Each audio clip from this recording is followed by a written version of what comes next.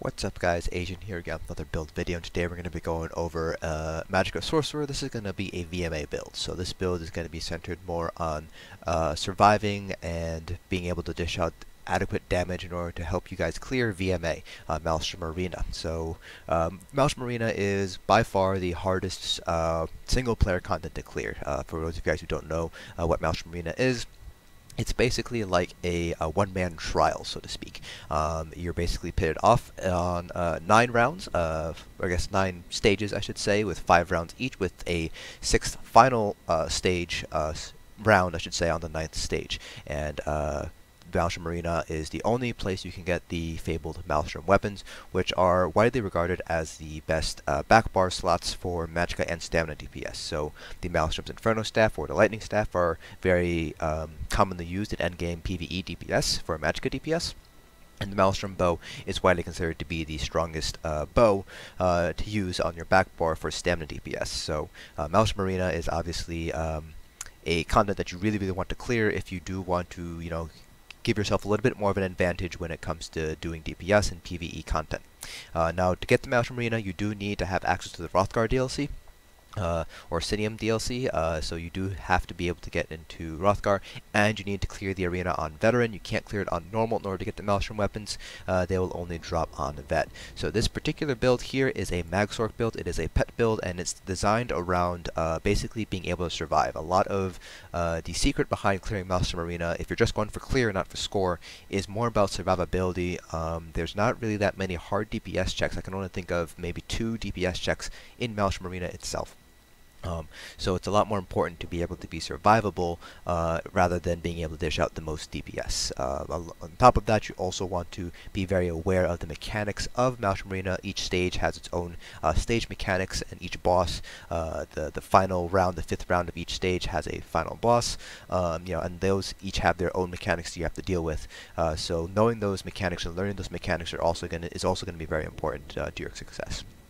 So for this build, I won't be really doing any rotations. I'll kind of show you guys what you should be doing in Maelstrom Arena, but I won't be showing you guys a 6-month dummy parse because, again, this isn't really an endgame build. This is a build specifically to beat Maelstrom Arena.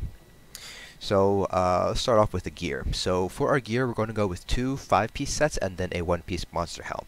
So that's just what I found to be the best use of our equipment slots here.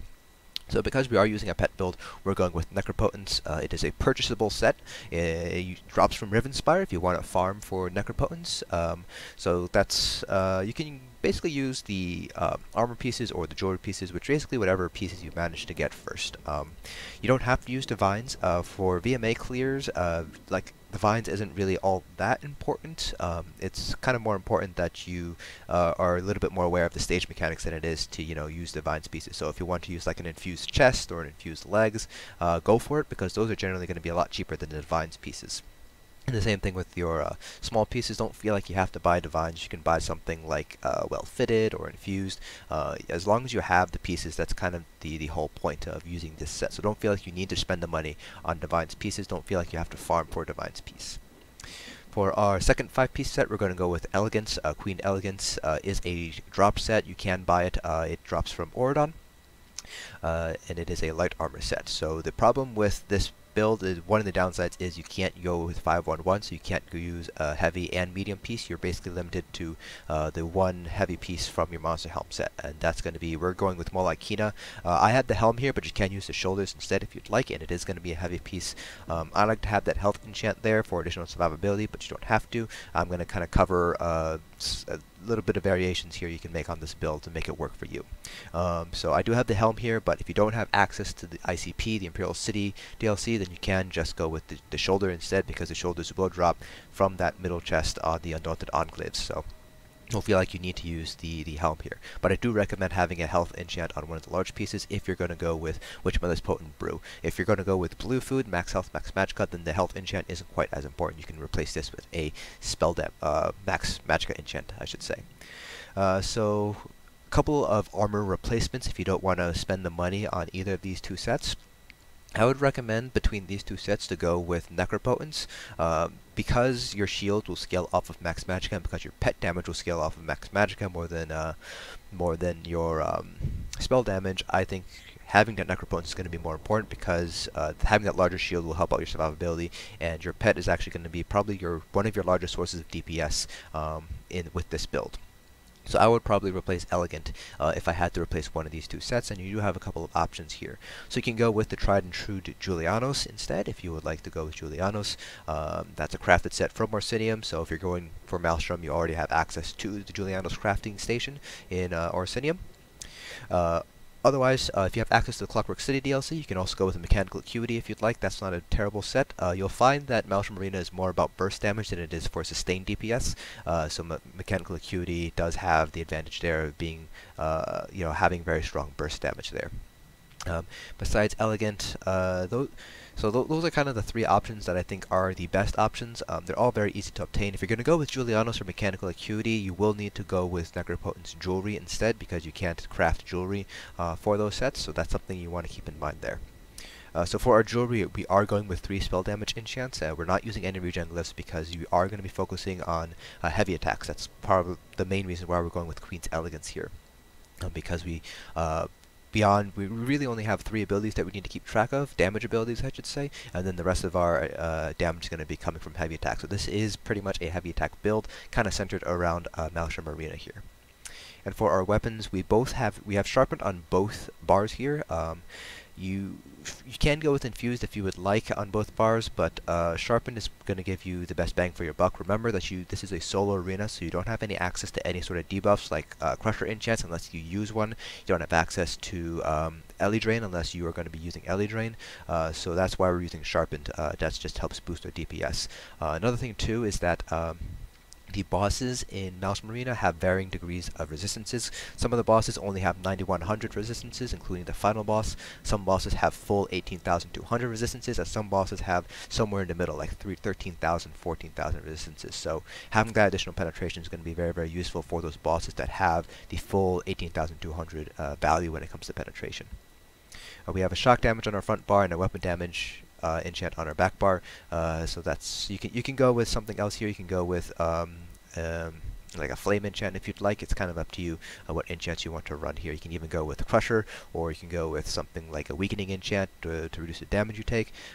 Generally speaking, though, I like to stick with at least one of them. Should be a damage enchant, so shock or flame. And then your other one can be whatever really enchant you feel is most useful for you.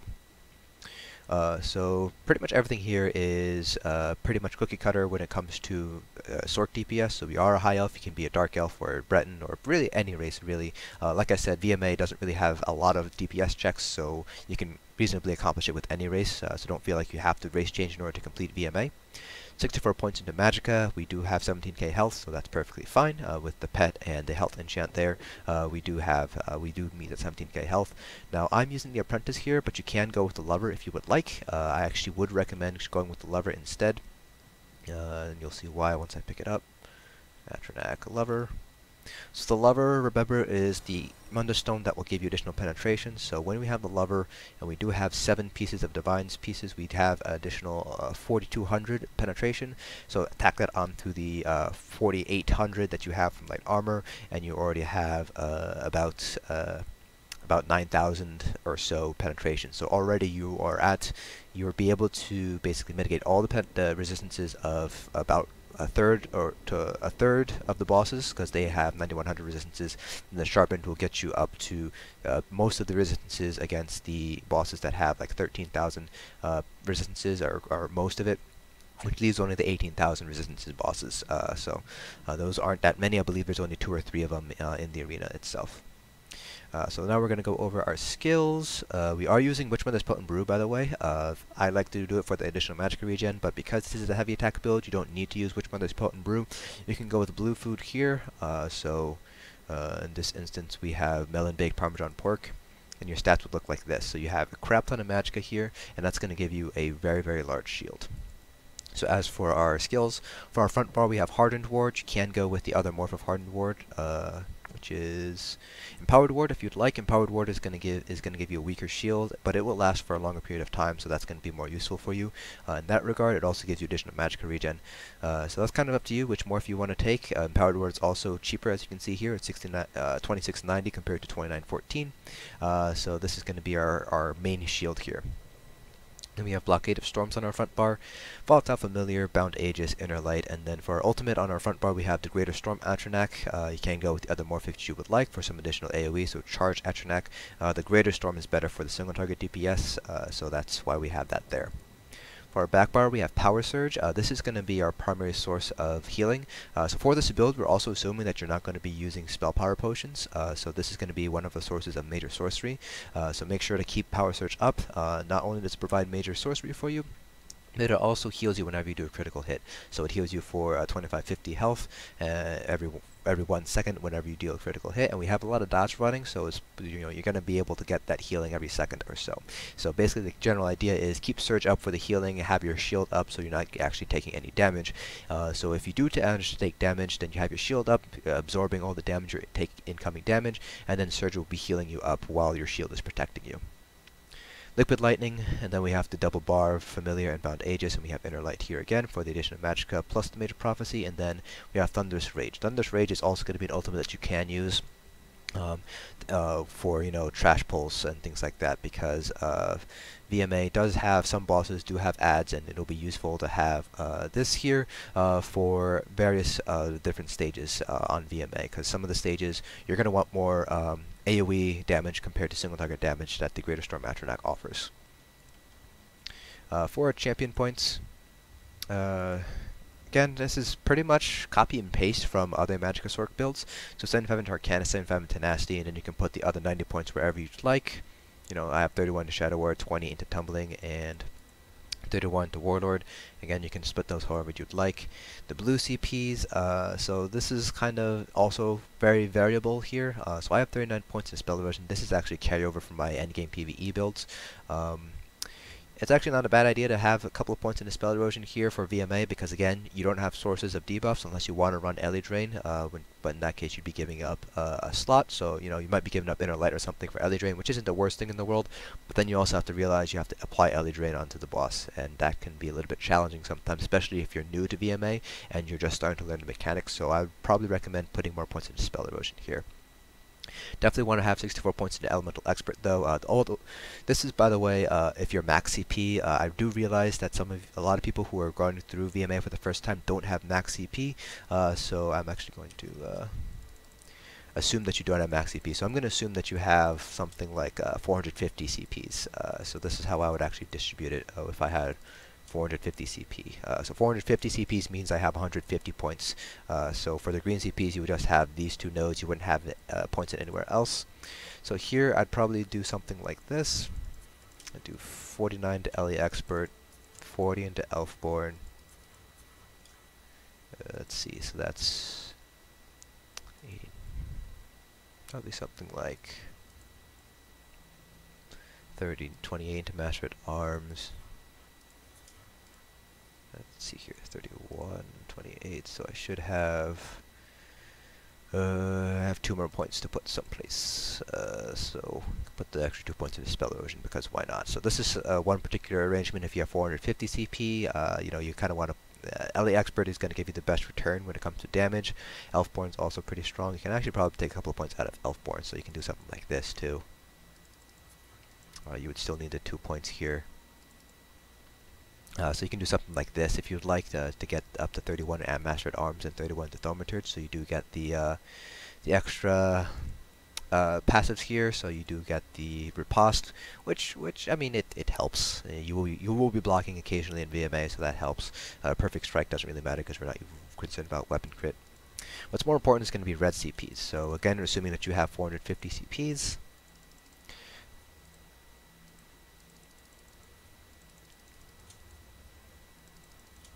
So again, assuming you have 450 CPs, you're going to want to do something like this. So 40 into Ironclad. You're not really going to be taking too much damage from damage over time effects in VMA, so that's why we don't have as many points in the Thick-Skinned. Actually, take a couple of points out of here. Yeah, let's do 27. Do 43 here. Actually, we can probably push up to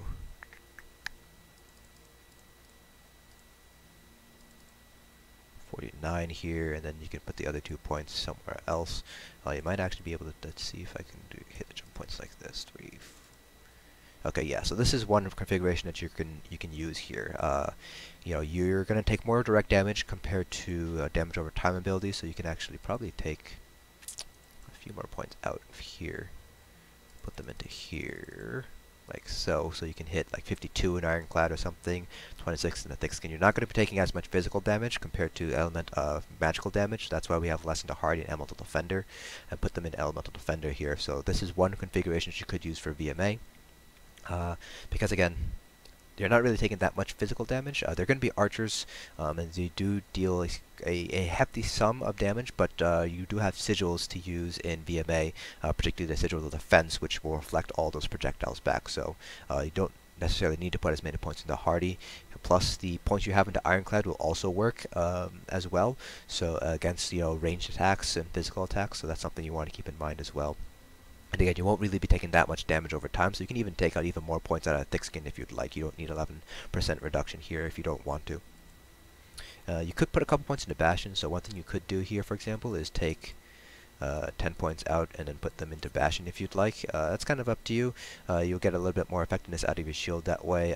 It's kind of, again, you don't have to do it. It's really based on your own personal preference. If you feel like your shields are dropping too much, you're getting burned down too fast, and yeah, you can put a couple points to the Bastion here in order to get yourselves up a little bit more. So, like I said, we're not going to really be doing a 6-mil dummy rotation, but I will show you kind of what your mindset should be like when you're running through VMA, kind of what the rotation is going to look like. So the main thing, like I alluded to earlier, is just to maintain Power Surge for that additional healing as well as the major sorcery buff. Then the other thing you want to try to maintain at all times is going to be your shield. So if you're using Hardened Ward, then you have a 6-second duration on your shield. If you're using Empowered Ward, you have a 10-second duration. So as soon as it runs out, you're going to want to re-up that. So those are the two main things that you're always going to want to keep an eye on. So those are the two skills you definitely want to keep, a close track on. And from there, it's basically your pet will automatically go out and attack something. So you don't have to worry about what your pet's going to do. And your pet really doesn't take enough damage from VMA in order to die, so you don't have to worry about your pet dying for whatever reason. So basically what you're going to do is just make sure your dots are down. And then once your dots are down, just heavy attack. And again, you want to make sure you have your shield up, and when you see your dots run out, just reapply them.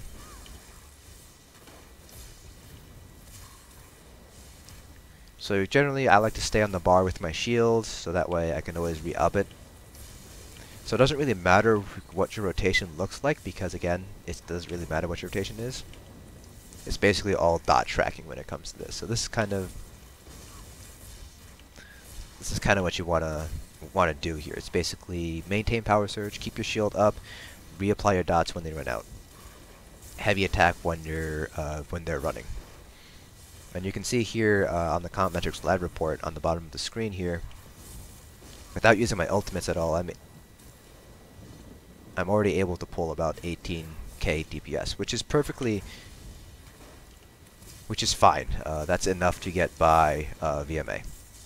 And you can see here I'm not really having any problems with my resources because I'm able to, sustain myself because I'm using heavy attacks all the time. And even if you do start to run out of resources because, you might be burning things too fast, or, you are using your shields a lot, you're spamming your shields or for whatever reason, you don't have to use your dots. You can just, just heavy attack the entire time. That's why we have Elegant. That gives us an additional 20% damage to our heavy attacks. So that's pretty much it for this VMA build. So I'm actually going to let these dots run out so you guys can see how much damage your heavy attacks are going to be doing with Elegant. I'm going to pull my pet off of the dummy as well.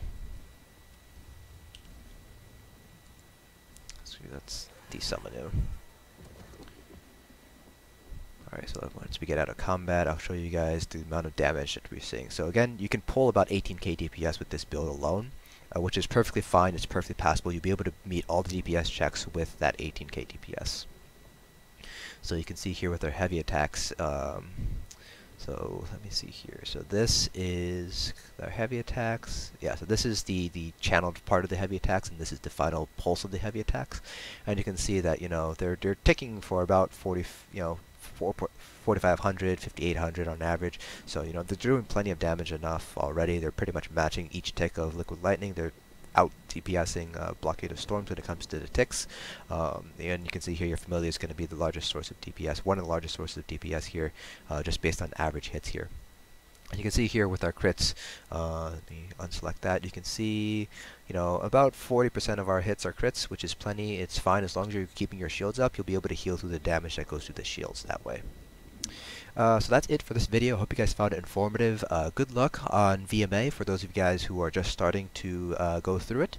I will put a link down the video description on my stage-by-stage guide for VMA. It is pretty old, but they haven't changed anything in VMA at all, so you guys can get an idea of what the mechanics look like for each stage, and hopefully that'll be able to help you guys out when it comes to your first clear. So good luck to all of you guys who are looking to do your first clear VMA, and I will see you guys in the next dungeon.